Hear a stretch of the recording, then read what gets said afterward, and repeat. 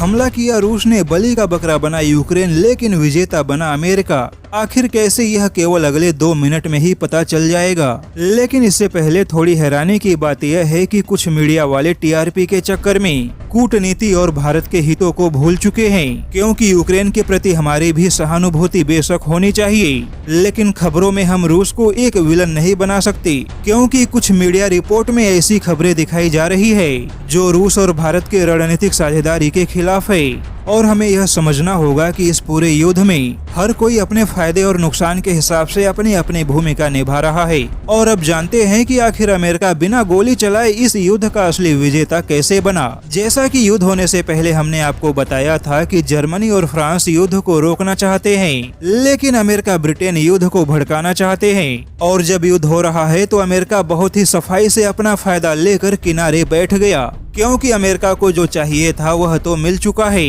जैसा कि अमेरिका काफी समय से रूस और जर्मनी के नजदीकियों से परेशान था, और इसी करीबियों की वजह से रूस की व्यापारिक पकड़ यूरोपियन देशों में फैलती जा रही थी। वहीं रूस और जर्मनी के बीच में नॉर्थ स्ट्रीम गैस पाइपलाइन परियोजना को रोकना भी अमेरिका के लिए सबसे बड़ी चुनौती बन गया था। यहाँ तक कि रूस अपने मुद्रा भंडार से डॉलर को हटा रहा था, लेकिन यूरो और युआन जैसी मुद्राओं को बढ़ा रहा था। और अमेरिका लगातार इस प्रयास में था कि यूरोपीय यूनियन के देश ऊर्जा के लिए रूस के भरोसे न रहे, लेकिन अमेरिका की सारी कोशिश नाकाम हो रही थी। और अब केवल यूक्रेन के एक युद्ध ने अमेरिका की सारी कोशिशों को कामयाब बना दिया है, क्योंकि अपने संबोधन में जो बाइडेन ने रूस पर कड़े प्रतिबंध लगाने के अलावा सबसे बड़ा ऐलान यह भी किया कि अमेरिका यूरोपियन देशों की ऊर्जा चिंताओं को ध्यान में रखेगा और अपने तेल भंडार के रिजर्व को यूरोपियन बाजारों में उतारेगा। अब ऐसे में समझा जा सकता है कि जो अमेरिका काटसा कानून की धमकी देने के बाद भी यूरोपियन देशों के साथ रूस की परियोजनाओं को नहीं रोक पाया था, अब केवल एक युद्ध से अमेरिका की यह सारी कोशिश पूरी हो गई,